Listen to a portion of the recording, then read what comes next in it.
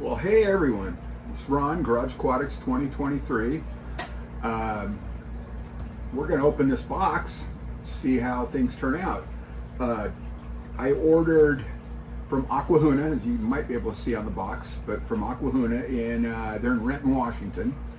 And these should be 8 Royal, I wrote it down so I can remember, Farlowella Whiptail Catfish. I've been struggling back and forth which tank I'm going to put them in. I'll show you that one in a minute. But we're going to do an unboxing here. Everything should be okie dokie. I ordered them, a week or so ago, and then the shipment got postponed because of last Thursday's National Day of Mourning. Today is Friday the 17th. They shipped on Tuesday. What would that have been? The 14th? Yeah, Tuesday the 14th. And USPS priority, and they ended up here in Palm Desert yesterday afternoon sometime, and it looks like through the Palm Springs airport. Cool. So let's open them up. Let's see what we got. And the tank I'm going to float them in has lots of cover, and it's well established. There should be lots of bio slime and such for them to feed on.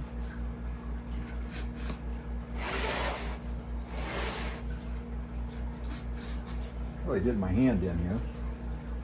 Let's see. I'm looking for. I stick my finger in here. I don't want to go straight through. Now this box is lined with styrofoam. I'm not at all concerned about cutting the bag, but regardless, it's good policy. I think good habit, and find where the two flaps come together. And I hold the blade. I kind of guard it with my thumb, so the deepest I can go is only about 1/4 of an inch. Little safety tip. Just run that right down there. Open carefully. Now I've had this box for, God, I don't know, all of 20-25 minutes now, maybe a half an hour. The nice lady from the post office brought it right to the door. She does that every time and hands it to me. She's really a sweetheart. See, there's a heat pack. That's let's get the thermometer down. Heat pack's cooling off. It's 81. That's good. This is one of the looks like one of the 72-hour heat packs. The color of the package makes me think that. Big double bag. Let's open that. Then we'll temp out the bags inside. I like Aquahuna. I like their shipping policy. Their price for shipping is good. It's $14.99 through priority, and I think their fish prices are fair, and they got a great DOA return policy too. And hopefully we won't have to use that. And I'll put a link to that at the end of the video. There are, I think I ordered 8, so I see, looks like 2 in this bag. It's hard to tell with the, let's check the temp. And the water's 71 degrees. I don't know if you can see that in the bag itself here. Come on, kids, there's 2. Yep, they're all 71.8. So the heat pack was still throwing off a little heat. This one's 72.1, interesting. Might have been a little closer to the heat pack, makes sense. 71.4, so that's probably what that one was, closer to the heat pack. Now I'm going to try and show these. This is not going to be easy, but there they are. You can see little fishies swimming around in there, and these are the Royal Farlowella Whiptail Catfish. These are cool. I'm looking forward to these growing up big and just being a really cool addition. Now I'm going to put all 8 in the same tank, and I'll show you that tank. They use this is for my friend Jeff Pelham at Pelham's Aquatics. They use I think that's called a hog ring, and it comes with a crimping pair of crimping pliers and these rings. I tie knots just cause. So let's go see the tank I'm going to put them in. All right, here's this is the first 40 breeder I ever got. Actually, I've got 3 now. 2, 3. Actually, this is number 2. Another used. These 2 on the top are used. Offer up $30, $35, less than $1 a gallon. And then a brand new one I got 6 months or so ago from Petco. So anyway, this is my, there's been a lot of stuff going on in this tank since I've had it, almost 2 years now. Certainly 1.5 years. But right now it's full of neon orange swordtails, plus a couple that have gotten a little color on them. And I'm gonna put them in here. There are these orange swordtails, there's red cherry shrimp. There are 3 of these cories. I'd love some help identifying those. And then there's a couple big plecosauruses. There's one back there hiding. And lots of plants and this wood. So there's lots for them to chew on, hopefully. And hopefully they'll do well. And I don't think there's anything in here that'll pick on them. The swordtails are pretty, they seem pretty laid back. I mean, look at this. Look at how small some of these fry are. Where to go? Right there. And right out front. And that's, let me get my fingertip in there if I can. I mean, that thing's just a couple days old. And I know I see them in here all the time that are just a day or two old. So anyway, let's float them. And I'll float them for, I don't know, half an hour or so. They'll cool down the tank a little. The tank will warm them up a little. So there they are floating, and then I will bring you back in when I unbag them and release them. What I'll do, I'll set a timer for a half an hour so I don't forget, because periodically that happens. So I think it's always a good idea. My wife taught me that. Set a timer, set an alarm. So while we're at it, let me show you what's going on here. This is their typical Aquahuna box. Live tropical fish. And what's nice is the post office doesn't look like they played football with this. I know I've heard people say that boxes marked live tropical fish don't always fare well. And I got a feeling it might be, small vendors that don't do a lot of business. Post office really doesn't care, but I'm hoping that because Aquahuna is, I'm going to use the phrase big time, they pay more attention to their boxes. And it's really a nice, sturdy, rigid box. Here's the styrofoam lid. And it looks like it's, I don't know, ½ inch. I'd have to measure it, maybe ½ inch, maybe 5/8 of an inch of dense styrofoam. And then the styrofoam inside, right, 4 pieces going around. And then equal thickness piece on the bottom. So they're well made. I know there's a place in Utah where you can buy these styrofoam kits ready to go for the USPS priority boxes. They're not terribly expensive. Figure that into your shipping costs if you're doing that. And then there was also a large bag for double bagging the four fish bags. So not too shabby.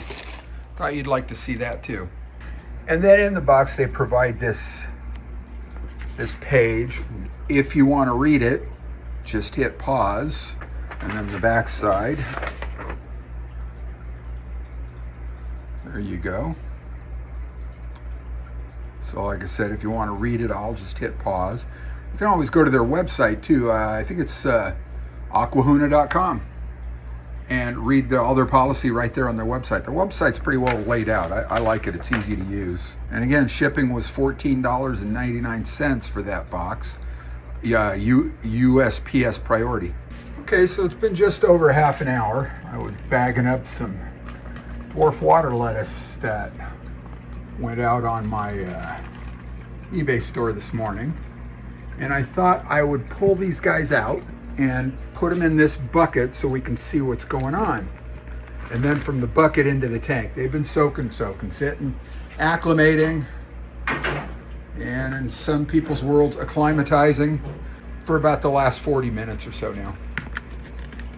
I had to make a fresh cup of coffee to come out here with. And I'm thinking, since these things appear to have little sucker mouths, they're not going to be easy getting out of the bag. So hopefully, so what do we got? Oh, there is one DOA. Yep, there's one. I'm going to show you that one before we go any further. That would be this one here, floating upside down. Poor little thing. I guess it happens. I don't know if it's shock or what. Nice thing about the Aquahuna policy, they've got a 3-day DOA policy. Today's day 1. Oh, these bags are double bagged as well. I didn't realize that. There are 2 more, so 3 alive. And here comes 2 more.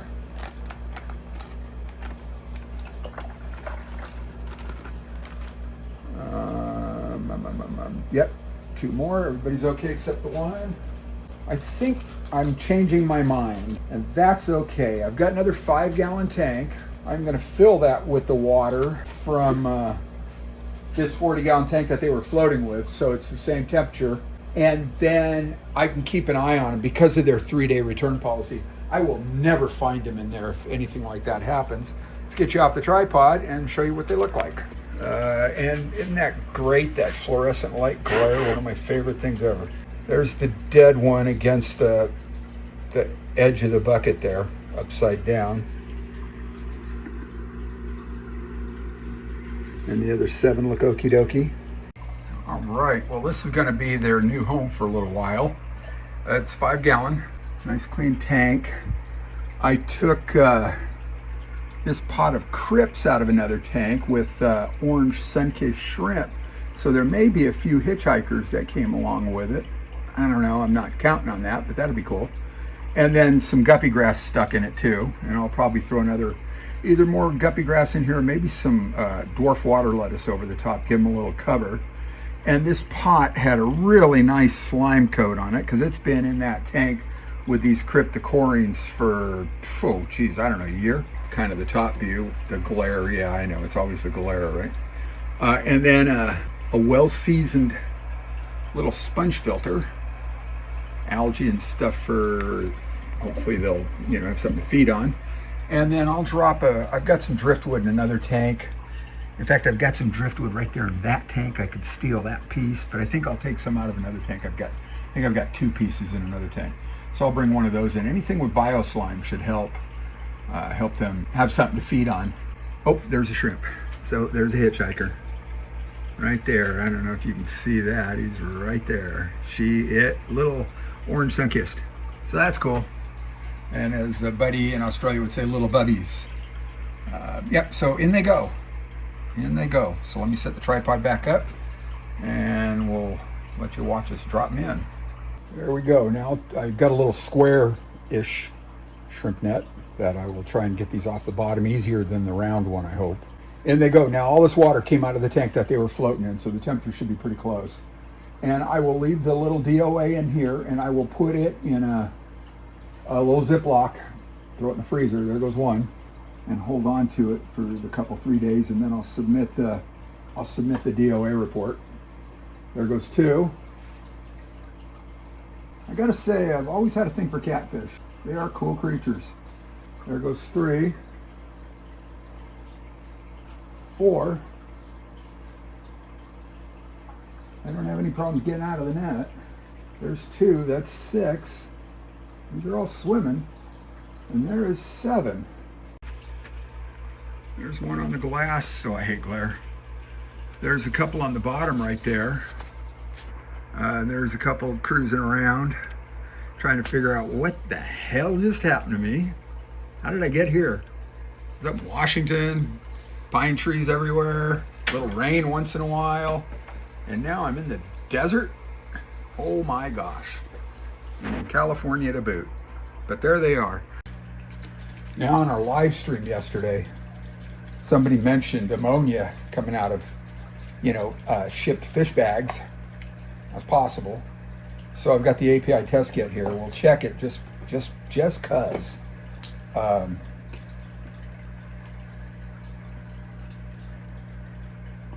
This is the bucket with that one remaining I gotta get that right. Farloella Royal Whiptail up to the line. Yeah. And I always make sure I shake these well. There's a couple that says shake for a long time, but always shake chemicals, unless they say don't shake because they're going to blow up. That's probably not an issue with this guy. So let's see, 8 drops of ammonia solution number 1, or ammonia test reagent number 1. 1, 2, 3, 4, 5, 6, 7, 8.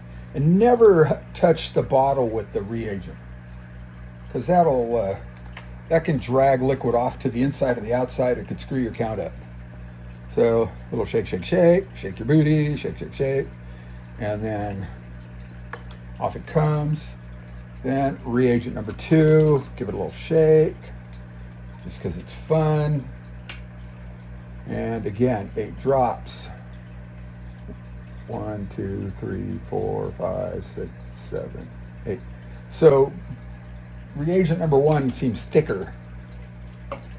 The drops seem a little smaller, harder to come out. So shake well, and then It says wait 5 minutes if I remember correctly. We can do that and we'll come back in 5. All right, so the ammonia is high. It's pretty green. It's about 1 part per million. I'll tell you, when I ship fish, what I do, I add a piece of this poly filter. I get that at Amazon. And I cut it up into just little pieces, I don't know, 1/2 inch squarish, something like that. I cut off a strip about 1/2 inch, then I cut it into 5 pieces. And that's what I do. And I'm hoping that makes a difference, you know, with my shipments. But anyway, so we've got 7 out of 8, it looks like. So I'm going to put this up now. So all in all, though, you know, this is, I think, the 3rd time I've purchased from Aquahuna, and really, you know, I don't consider this a problem. I think this is just, you know, part of what happens when you ship fish. Would I buy from them again? Absolutely. You know, I like their policy. I like their 3-day DOA policy. I like what they have. Really pretty good selection, I think, all in all. I know things come and go from stock. That's true with anybody, especially this time of year, I guess. Regardless, I'll leave the link for them in the description. Check out their website if you haven't already. I know on my streams, a lot of people talk about, yeah, they bought from Aquahuna for a long time. Never a problem. And like I said, this is not a problem. This is probably just par for the course, losing a fish once in a while. And hopefully the other 7 do well. I'll be able to keep an eye on them in that tank that they're in. Let me get you off the tripod. If I need to, I can move the plant around or pull it to do a head count in a couple days. But so far they look okie dokie. I'm going to put some more stuff in here for them to feed on. More plants, more pieces of rock with biofilm on it, and another piece of driftwood. That should help. That way they can feed constantly. And I will even add a little green water. I think that probably give them something extra to feed on, because that'll settle out all the microbes in that. It's always good for small fish. And these are little guys, and I'll try dropping in. I don't know what else they eat. I have to do a little more research. Maybe some frozen bloodworms that they can pick off the bottom. I know most catfish like worms. I know even if they're algae eaters. I know my plecos, doesn't matter if they're algae eaters or not, they go straight for the clump of worms when it hits the deck. So we'll try that. In fact, here's a couple little candidates right here that I'm going to drop in. This is Juncus, I think it's Juncus repens, in a plastic pot, and it's still got a little, it's been soaking in this tank for, God, I don't know, 2-3 weeks now. And you know, the little plastic pot feels slimy. It's a good thing. And you know, there may also be some orange sun-kissed shrimp on that. And this little cryptocorine, gosh, I can't remember if it's lutins, I think. I'd have to look. But regardless, same thing, we'll put that in there for a while too. And it'll also give these guys a little more cover. And then, like I said, I'll put some floaters in here too. Just give them a little more cover, make them feel a little more secure, I hope. Let's do that right now. All right, well, I've got a handful of dwarf water lettuce. We'll put that in. That won't take too long to spread out. Give them a little more cover, and I think I'll throw another handful in. Dwarf water lettuce is all coming out of my betta tank here. A lot of nice pieces of it. This is one that goes on my eBay store. It sells pretty frequently. There we go. That'll hopefully give them a little more feeling of security. So they're the only fish in here. We're going to call this a quarantine tank. And it's not that I think Aquahuna's fish need to be quarantined. I think it's just to maintain the ability to find head count because of the small size of the tank, small size of the fish. So, but anyway, the ammonia's high. All right, well, you know, like I always say, I appreciate you very much for checking in. If you haven't already, I hope I've earned your subscription, and like and share if you would. But as always, thanks for looking.